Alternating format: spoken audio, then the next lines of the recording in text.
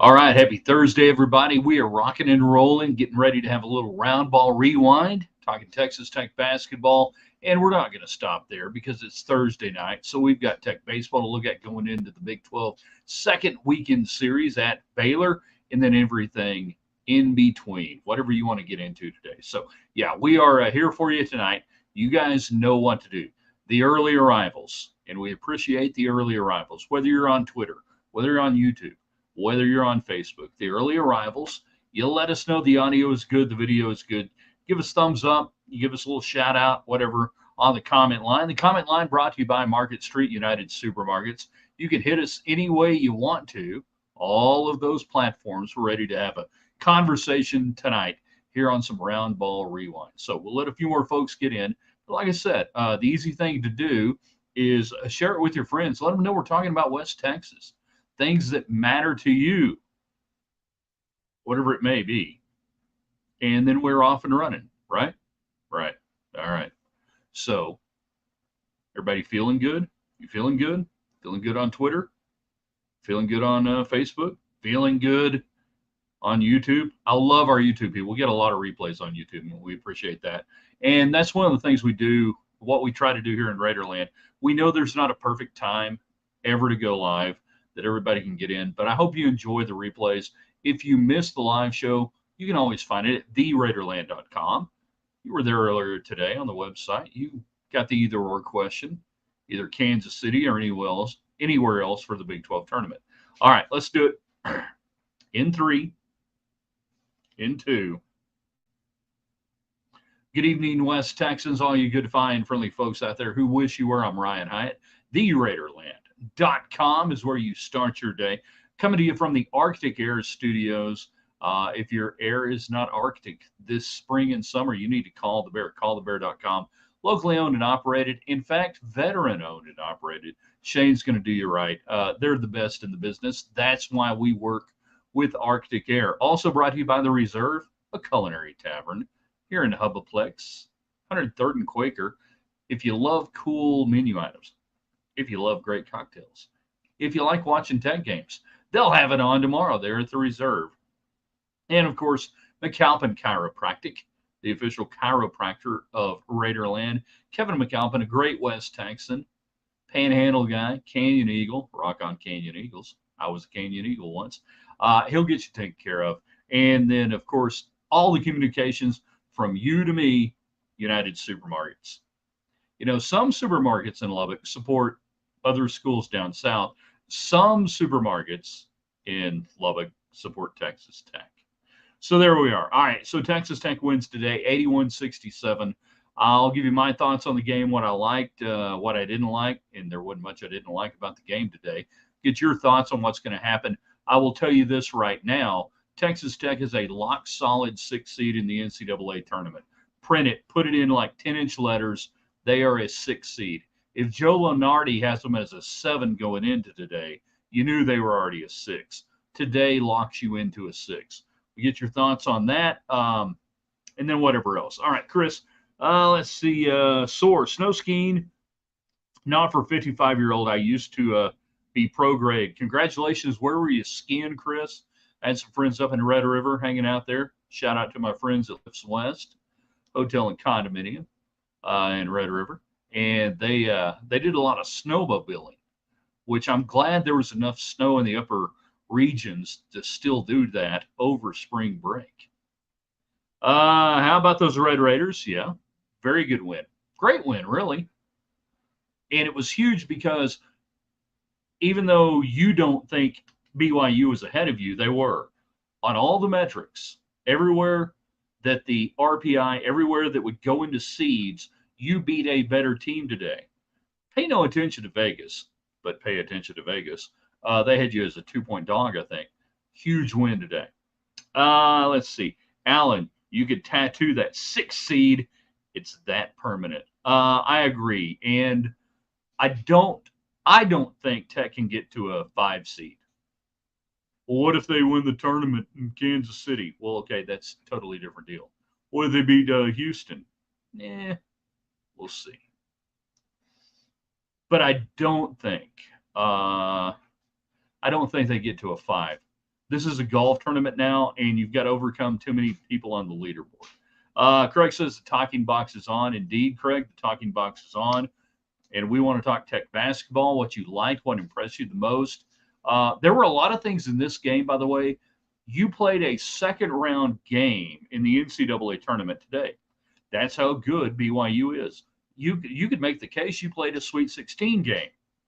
Talent level, based on all the lines. And what do you like about that? And you did it without Washington again. And I don't know if we're going to get him back. And I say we, not me. And you did it without D. Williams, for a large part of, well, really, I think for most of the game. Chris saying, went up to Red River per my suggestion. I hope you had a great time up there and enjoyed it. Don't know where you stayed, but hope it was worthwhile. The skiing is great right now. Alan, BYU beat a ranked team in November and pounded a bad ASU team. That's when they got good metrics. Yes, they had good metrics, but they still played in the Big 12, and they still had the seed they had. So we can make that case against a lot of Big 12 teams that, well, you did this outside the league. Okay, what are you doing inside? Hey, if you're on YouTube, you can chat with us. You can fire away comments. We want to hear it. And if you're on YouTube, hit us up and say, hey, we're watching on YouTube Live. If you're on Facebook, let us know. If you're on Twitter, let us know. United Supermarkets. Yeah, United Supermarkets. They love Texas Tech. They take care of Texas Tech, unlike some grocery stores. They're taking care of all the communications for us. So we got that going on tonight. 81-67. I say a 6 seed is locked in right now. We can talk Tech baseball if you want to. The either-or question today, either Kansas City for the Big 12 tournament always, or rotate it amongst 4 or 5 other cities. Or a bunch of teams coming in, new teams saying, why are we in Kansas City for a postseason tournament? We could be in Vegas or something or whatever. You might be surprised at my thoughts on that. Let's see. All right. Donald, will Tech go for the win against Houston or rest their players? I don't consider that, and that's a great question. Here's to Donald. Question of the night so far. It's not an either or. Tomorrow is Friday. You will play again till Thursday earliest. So you don't have to rest. Do you have some guys that are a little beat up? Yeah, obviously you do. You would manage that the way you would manage it normally. Can they go? Can they not go? So it's better than a conference situation. And I think you would play it the way you would in a conference situation. So, no, I don't think you have to rest any of your guys. You have no reason to, unless literally there's a difference between being hurt and injured. If you're injured, yeah. If you're hurt, you're hurting. We all hurt right now. This time of year in basketball, everybody's hurt. Everybody's hurting. Pop Isaacs is hurting. He couldn't get that ankle and everything taped up enough. So, Donald, I would say this. You would go guys until they can't go when you're compromising them physically over a week. But with a long layoff between now and Thursday or Friday, there's no reason to really worry about that. Again, unless somebody's really injured. If they're injured, yeah. No, Washington didn't play today. He's not going to play until the NCAA tournament. And I think we can have the conversation now. I don't know if he plays again this year. He has worked out with the team. And by that, we don't know to the extent and how hard he has gone. And now you go, okay, if you can't play this week and you come back to the NCAA tournament, what level are you playing at? Are you 50%, 20%, 66.2%? I'm willing to say, I'm comfortable saying right now, I don't expect him to play in the NCAA tournament for Texas Tech. If he does, it's a bonus. And you're a better team than your seed line if he plays effectively. The question will be, how will the NCAA selection committee handle the Washington injury? They say they don't factor it in, then they say they do. Then they say they move you up. I don't know. I'll say this. I think they'll go in with a pure seed at about a 6, 5 on the upside. And then if you get them back, you're a better team. Whether it's 10 minutes, 5 minutes, 25 minutes. I just don't feel good right now tonight telling you that I think he's going to be an impact player for this team the rest of the year. And I hope he is. But I think that's the way you've got to go into it. And I'll tell you this from experience, being around these things over 35 years. I realized that this year. 35 years covering Texas Tech, covering college basketball, doing play-by-play, doing all sorts of different stuff. That's the way the coaches go into it. They go in not with the best expectation, not with the pie in the sky, this is going to be great. They go into it with the worst expectation for everything you can imagine, and they play it that way. Do you figure the nucleus of the team to come back? Donald, I don't know. And I'm not being flippant here. With everything that we have in college sports now, from NIL and transfer portal and I don't know. I try to read into the hearts and minds of the young people that are playing, and they want to be here, they want to be there. I would tell you as a fan, and not just you, Donald, all of you, don't worry about that. Just enjoy what you get every year. That they're here, they're going to play, and that's the way it goes. And don't concern yourself too much with all the other stuff. You'll drive yourself batshit crazy. You will. You'll drive yourself nuts. You'll hate it. Why would you want to do that?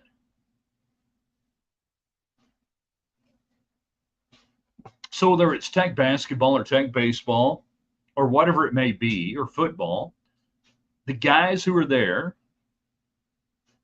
when the season starts, enjoy it. I got that way with Tech baseball 25 years ago, maybe even longer, in the mid-90s, because baseball was always a wide open transfer portal. Guys moving up, junior college, moving around, going to LCU, moving here, there, that. They're gone. You had this guy in fall ball, and on sudden January, this guy shows up.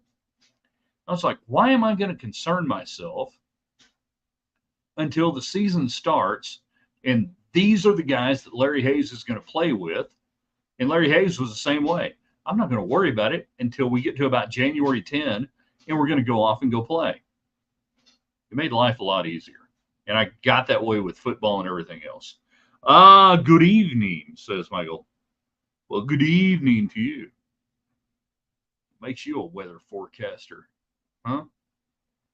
All right, so Tech basketball wins easy. Pop Isaacs, huge game. He loves scoring on Cougars. Guess who you're playing tomorrow? Cougars. Also, the start couldn't have been any better, really. But you had so many guys making an impact. Really? Kerwin Walton? Walton? 12 points? Much more than 12 points. But he only had 2 assists. Yeah. Who had the best plus minus? And that is a really interesting stat. And I know more people are beginning to delve into it. It's really a crappy stat in basketball, but sometimes it's really good. You've got to be able to, I think, understand the game and the game flow to really separate the good and the bad on that. He had a plus, 21. Plus 21. So that means when he was on the floor, Tech, 21 plus points. But then I can say Robert Jennings, who only had a plus minus of 3, Robert Jennings played his butt off for you today. 10 points. What do you have? 3 turnovers, a block, 7 rebounds. So that plus minus gives you a good idea of what was going on with Kerwin Walton and the combo they had out there, but a horrible idea with Robert Jennings, who I thought played great today. But you only had a plus 3 on the plus minus. So be really, really careful on looking at some of those numbers, everything. It's easy to get not confused, but misled maybe is the way to do it. James says rebounding was great, aggressive all day. Yeah, and I can't remember it. Maybe it was Walton. Somebody followed up a missed layup in the first half, and just a little tip in. But it was aggressive. It was being in the paint. It was going to the paint. What were the paint numbers today? Paint numbers. Where are we here? I got to go down to here. Look at that. In the paint. I would have been made a liar because I hadn't seen this number until right now. I would have told you that Tech had a better number than BYU, but BYU did 30 to 26. I thought Tech was the more aggressive team to the rack today. In fact, they outscore you. Is again, stats will make you a liar. Second chance points, though, Tech 16 to 7. And where do you get second chance points typically? In the paint. Bench 43-20. BYU played a lot of people. Points off turnovers 15-11. What was the BYU turnover today? It was really low compared to the game. Yeah, they only had 10 turnovers today. Tech had 13, a really low number given what you would have thought in a game like this. CJ McMillan is a great sixth man. Yes, he is. And he understands how to come into a game. He understands how to play. 100% agree with that. Good six man, really right now, maybe more than a six man. More than a six man. Daren Williams today went out early, came back, played. How many minutes did we go today? Where are we? 27-5-3. 3 of 6. I don't think he was hesitant coming back 7 points. Just glad he did. Because when he first went down, we're watching, you're thinking knee. And the people watching in the arena were thinking knee as well. Turned out to be a little bit more of an ankle up the leg type deal. Okay, you got to have him. Got to have him tomorrow big time. And this is the challenge now where you got to turn around. But, hey, they played after you. They got a shorter turnaround time. How much does it matter at this point for these two teams? They played the same amount of games. You had a game ahead of BYU. I thought their legs looked dead. I thought they expended a lot of energy yesterday, talking about BYU rolling up 80 points. And that's the danger in a conference tournament where you know you got to win and you keep scoring, you pour it on, then you got to turn back around and do it again. Looked like everyone played within their role in the system, says James. Good comment. I think so. I think this team has done a good job of that. Even if maybe not everybody understands what their role in the system is completely right now, and you see the coaching going on by McCasland and by this staff, even during the games going, hey, I told you to do this. I told you to go to rebound. What do we do here? It's still learning. But it's a team that's learning. Did anyone notice that Kansas lost in Kansas City last night? Anyone notice that? Damon, BYU is the Cougars. They were the Fighting Mormons. No, they were the Cougars. And, you know, Pop Isaacs against Cougars scores well. And who are you playing tomorrow? Cougars. So all I can see is like 35 points out of Pop Isaacs, you know. 6-minute stretch in the first half where BYU shot 1 of 20 was Art. Put that defense in the Louvre. That's a place in France where they put stuff by the bathroom. Yeah, and by 20. Talking about Kansas losing to Cincinnati. Lost KU didn't even get up. I mean, they invented basketball in Kansas. They invented conference tournaments in Kansas. I was told that in 1997 when I went up there for the first Big 12 tournament, and that we were just lucky to be invited, and we should be thankful we were there. And to see them lose in Kansas tears last night, not just to anybody, but to Cincinnati, just not even a Big 8 team or a Big 12 team. Beautiful. What time is the game tomorrow? Hey, good question. I actually don't know. Anybody know? I haven't looked. It'll be the earlier game. Will that be 5:30, 6:30? Semifinals, so we'll have two. I would assume it's like a 6:30 or 8, or it's a 6 or something. I really don't know. Good question. Hold on. I got 7. I got 2:30. CJ says 7. Alan says 2:30. Donald says, you guys don't know, do you? You guys are horrible. Jeez. Somebody show me a bracket. Do you think KU and Tech would flip seeds 4-5? No, not right now. Not based on that. Not based on what happened in the tournament.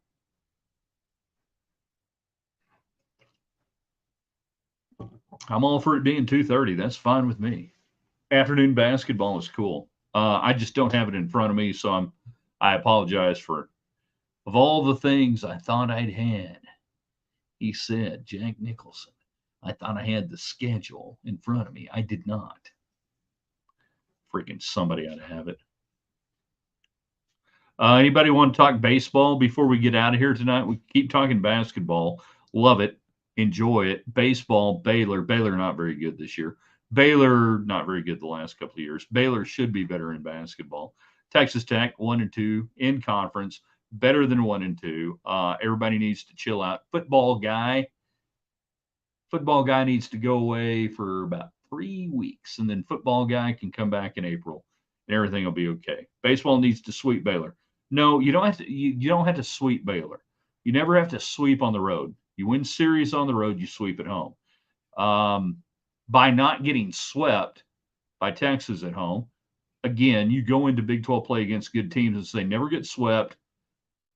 Win series if you can, but never get swept. So you didn't get swept by a better team, by a good team. So you don't have to go in and say, I got to sweep Baylor. Now, if you got swept by, Kansas or somebody bad for Baylor, then you would be going, I got to sweep against a team. No, you don't got to sweep. Sweeps are beautiful, delicate things that rarely happen. And you don't have to take that mentality with you on the road. Tech baseball. Tech looked good yesterday in baseball. First time seeing in person. James was down there. I saw the photos on Twitter, James. You and the fam having a good time. Looking good. That was a typical midweek game against a typical New Mexico State team. They can rake, they can hit. They don't pitch all that great. You're running some guys out. You're just looking to get outs. You're looking to win. And I hate those games. I wish Tech could play better competition and I'd rather play New Mexico State than New Mexico, because typically New Mexico State's going to give you a tougher test. There you go. And now Donald coming back, 6 o'clock ESPN. See, that sounds more logical for the semifinal game. That'd be like 6 and 8:30. People saying 2:30. What are we doing here? So, yeah, yesterday's game, you won. The series, you won. Now we'll go and we'll look, and I'm looking at Kyle Robinson, and I want to see a solid 6-inning start in Big 12 play Friday night and take some pressure off the bullpen on Friday. We go from there. We'll see what happens. Looks like the best starter so far. But really, for me, Friday, I need a good start, man. Give me some innings. And how do you do that? You don't throw 25, 30 pitch innings early on in the first 3 innings. You're getting out at anywhere between 12 and 17 pitches in an inning in the first inning. You pound the zone. Hey, strikeouts are fascist. Let the infielders make some plays. I need to see that. If you're going to be that lead dog, you got to do something for me. And I all the talent in the world. That's what I got to see. The lineup will be interesting. Tim Tadlock always tinkering with the lineup until you get to late April, early May. There's really no set thing. I love the fact that he just said, hey, I'm going to take one of the biggest home run hitters in the country and stick him in the leadoff, talking about Gavin Cash. Say, go get some hits and go get some whatever. Sweeps are good, but just win every series. Absolutely.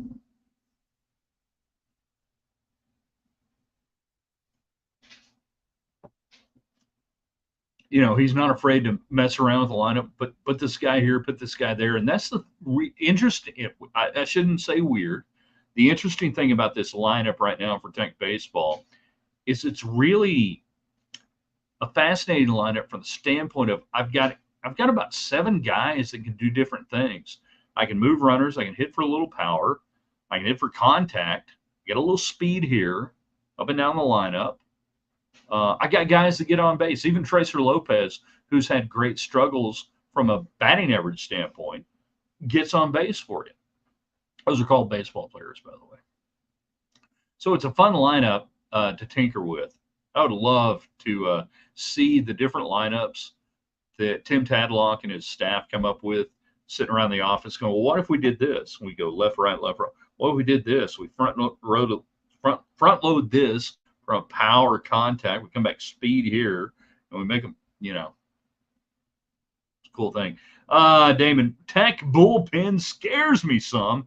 How long has it been since Tech has a pitching coach? They have a great pitching coach right now in Matt Gardner. Fantastic coach. He puts guys in Major League Baseball. He has helped get you to Omaha multiple times. How long has you had a pitching coach? That, to me, is either a troll comment or you just don't pay attention. Yeah, Tech has good pitching. They have good pitchers. And if you think you lost the series last week because of pitching, you'd be wrong. Go back and look at situational hitting on Sunday. Go back and look at that. Now, on Friday, things got a hand early, and Tim Tadlock does what he does, Bruce. He doesn't let one game beat you twice or 3 times. So take that out. So let's go to Sunday, and you tell me that pitching cost you. You had errors, and you couldn't convert in meaningful hitting situations. Yeah, let's talk about pitching coaches. Will I go to the wall for Gardner? Yeah, I will. I will, because he's a good pitching coach. Some people don't like that. If you don't like that, if you disagree, that's fine. Move along. I don't care. James, I like the speed at the bottom of the lineup, the leads power with Cash. That's an interesting way to do it. Must have been a football guy comment. Daniel, I'm not going to say that. I mean, Bruce maybe just didn't always get a chance to watch everything. But yeah, Tech's at a really good high-level college pitching coach. You know why? Because he coaches for Tim Tadlock. That's all you need to know.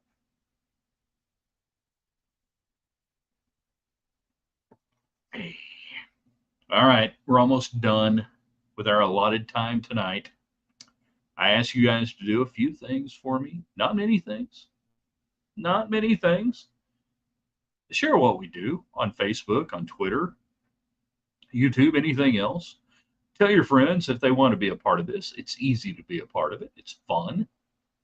We usually gather around 6:30ish. Now, tomorrow being Friday, I don't know. All bets are off.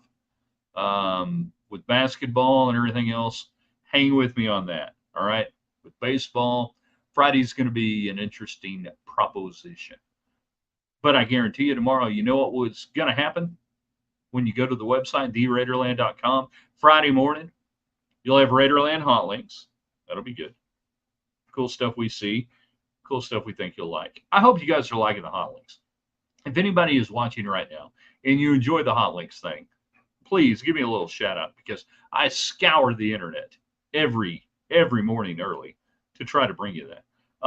And then we will have the most Texan thing you have done this week, whatever that may be. All right. Take what we got in baseball. At least we can be. Yeah, more than that. More than competitive. So check it out. All right. Now, this is where we're going to end the show. It's painful. I hate saying goodbye. You hate saying goodbye. But we must say goodbye to everybody on Facebook, on Twitter, on YouTube. I'm going to hit this stream thing. It says in stream on our third-party streaming apparatus deal. And then it says, in the stream, are you sure? Yeah, we are. But now I got to strike a seductive pose.